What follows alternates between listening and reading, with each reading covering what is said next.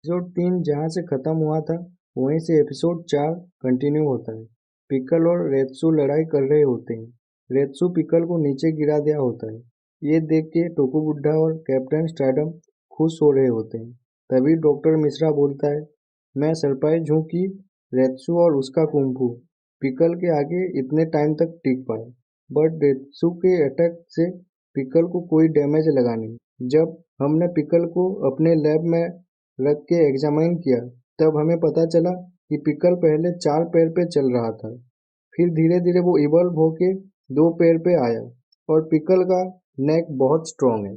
और पिकल का skeleton structure भी बहुत स्ट्रांग है हम नॉर्मल इंसान से। आपका रेत्सु का कुंफू कितना ही पुराना हो, वो पिकल से पुराना नहीं है।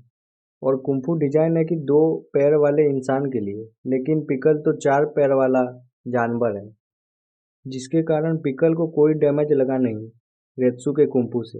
तभी हमें पिकल और रेत्सु को दिखाया जाता है। नीचे पड़ा हुआ पिकल इजीली आराम से उड़ जाता है।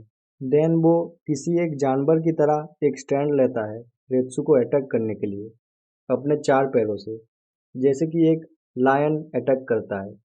तभी पिकल रेत्सु की तरफ फुल फोर्स से बढ़ने लगता है, एक स्पीयर की तरह। और जब पिकल रेत्सु को हिट करता है, रेत्सु अरीना का बाउंड्री तोड़ के एक दीवार पे लग जाता है, जिसके कारण रेत्सु बेहोश हो जाता है। फिर हमें पिकल रोता हुआ दिखाया जाता है और पिकल धीरे धीरे रेत्सु के पास जाने लगता है।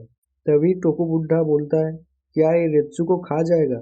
फिर डॉक्टर मिश्रा बोलता है, डील तो यही हुआ था। जो सुन के टोकू बुड्ढा रेत्सु को बचाने के लिए रेत्सु के तरफ भागने लगता है।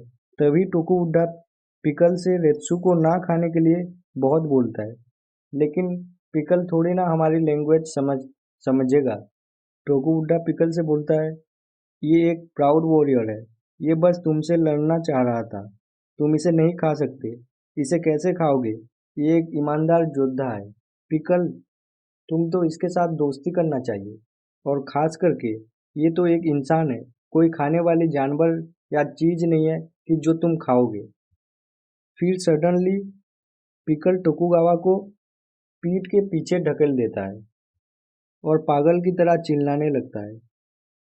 फिर हमें पिकल को खाते हुए दिखाया जाता है।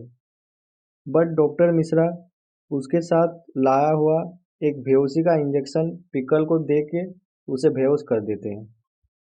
नेक्स्ट सीन में हमें रेत्सु एक हॉस्पिटल पे दिखाया जाता है, जहाँ पर हम देखते हैं कि रेत्सु का एक पैर पिकल खा लिया होता है और उसके शोल्डर पे भी बहुत सारा बैंडेजेस लगा रहता है। तभी रेत्सु के मन में चल रहा होता है कि उसने पिकल को धोखा दिया, क्योंकि डील तो हुआ था अगर वो हार गया तो पिकल उसे खा सकता है। लेकिन वो अंदर ही अंदर सोच रहा होता है कि मैं डरपोक हूँ, मैं नहीं चाह रहा था कि अंदर से पिकल मुझे खाए।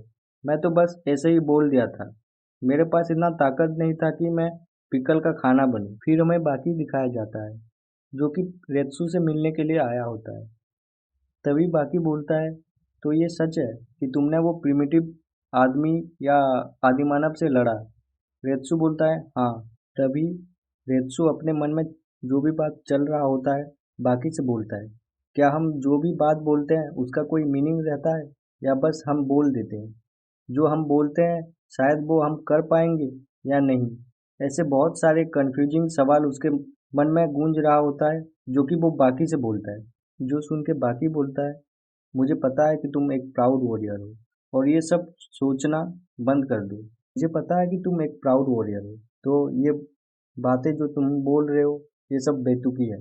मुझे यकीन है कि तुम ये अपने दिल से नहीं बोल रहे हो। जिसके बाद बाकी हॉस्पिटल से बाहर जाने लगता है और सोच रहा होता है कि रेत्सु अपने बात का इतना पक्का है कि वो खुद को पिकल को खिला देता है फाइट हारने के बाद। और सोचता है, pickle, you are from out of this world. पोरोची दिखाया जाता है, जो कि अपने शिष्यों को अपना स्किल का डेमोन्स्ट्रेशन कर रहा होता है।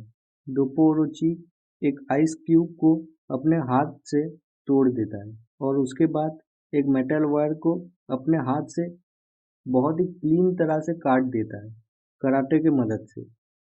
तभी उसे फोन से पता चलता है कि रेत्सु को पिकल ने खा लिया। फिर हमें कात्सुमी और दोपोरुचि को साथ में बैठा हुआ दिखाया जाता है। कात्सुमी बोलता है दोपो से, कैसे रेत्सु हार गया, वो तो फाइटिंग में एक जीनियस है, और बड़ी बात पिकल ने उसे खा लिया। जो सुन के दोपोरुचि बोलता है, ये जीतने हारने की बात नहीं है। वो पिकल ग्रेट वॉरियर को समझता क्या है, बस खाना। जो सुन के कात्सुमी बहुत गुस्से में आ जाता है। फिर दोपो बोलता है, तुम जो समझना है समझो, लेकिन पिकल हमें खाने के अलावा कुछ और मानता ही नहीं। हम तो उसके आगे बस खाना ही। फिर पिकल और रेत्सु का लड़ाई का न्यूज चारों तरफ सब वॉरियर को मिल जाता है। नेक्स्ट सीन में हमें एक टूटा हुआ लॉकर दिखाया जाता है, जहाँ पे बेहोश वाला पिकल को रखा हुआ था, जो कि वो तोड़ के कहीं चला गया रहता है। जो देख के डॉक्टर मिश्रा बोलता है, मुझे पहले से ही पता था कि हम वो प्रिमिटिव आदिमानव को इस लॉकर में ज़्यादा देर के लिए रख नहीं सकते।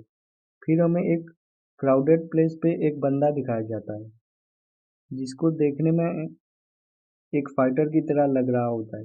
एक लंबा और बहुत ही मस्कुराल बॉडी उसके पास रहता है, और उसके मन के अंदर किसी से लड़ने की खुजली की भावना भी चल रहा होता है।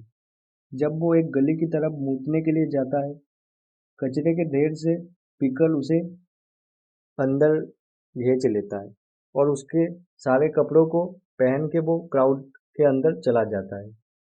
जब पिकल गली से निकल के अपने चारों तरफ देखता है, शहर में सब तरफ लाइट ही लाइट, चारों तरफ लोग ही लोग, और काफ़ी सारी टेक्नोलॉजी, और वो ये सब देख के सरप्राइज हो जाता है। और सरप्राइज क्यों ना भी हो, क्योंकि उसके टाइम पे ये सब इन्वेंट ही नहीं हुआ था। जब पिकल चारों तरफ को देख रहा होता है, वो रोड के बीच में खड़ा हुआ होता है, तभी एक ट्रक आके पिकल को ठोक देता है, जिसके कारण पिकल दूर जाके गिरता है। पिकल को तो कुछ नहीं होता, लेकिन वो ट्रक एकदम बहुत डैमेज में चला जाता है। उसके आगे का बोनट एकदम पूरा का पूरा डैमेज हुआ होता है, और पिकल उस ट्रक को एनिमी समझ के उसको फिर से डिस्ट्रॉय करने लगता है। वो तो पहले ही से ही पिकल को ठोकने के बाद बहुत डिस्ट्रॉय हो गया होता है, फिर भी पिकल उसे एनिमी समझ के उसके पूरा पुर्जा पुर्जा को अलग अलग कर देता है। जब पिकल उस ट्रक के कंटेनर में जाता है और उसे तोड़ने लगता है, तब वो देखता है कि अंदर बहुत सारा मीट जा रहा होता है। जब वो बहुत सारा मीट देखता है, वो वहीं पे वो मीट को खाने लगता है, और एपिसोड की एंड हो जाता है।